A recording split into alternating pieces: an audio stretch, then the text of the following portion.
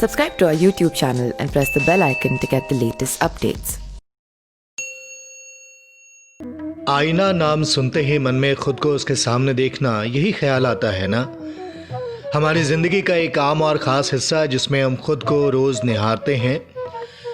रोज़ जब तैयार होते हैं तो कभी कभी गलती से उसी आईने में खुद को देखते हैं, अपने बाल और अपने चेहरे को निहारते हैं और खुश हो जाते हैं।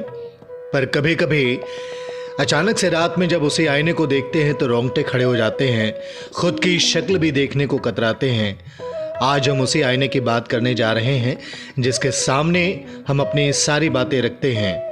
क्या कभी आपने सोचा है कि जिस आईने में हम रोज़ खुद को तैयार करके देखते हैं वो किसी अनजानी दुनिया का रास्ता हो सकता है? नहीं ना? तो आइए जानते हैं आईने के बारे में जिसे दूसरी दुनिया का रास्ता माना जाता है। जहाँ तक विज्ञान की माने तो विज्ञान के अनुसार आईना बस एक वस्तु है जो रेत से बनती है। रेत और कुछ अन्य सामग्री को एक भट्टी में 1500 डिग्री सेल्सियस पर पिघलाया जाता है और फिर उसे मनचाहा रूप दिया जाता है और यही आगे चलकर आईना बनता है। लेकिन इस विषय पर अध्यात्म और तंत्र दोनों एक ही मत रखते हैं। अध्यात्म और तंत्र के अनुसार दूसरी दुनिया का रास्ता होता है आईना।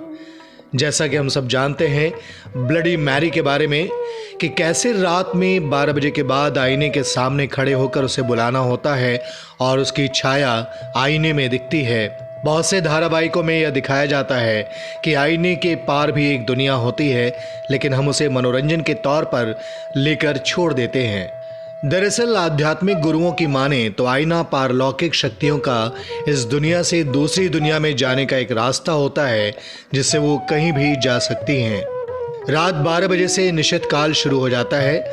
निशित काल रात्रि 12 बजे से रात 3 बजे तक का होता है। शास्त्रों के अनुसार यह समय अदृश्य शक्तियों, भूत पिशाच का होता है।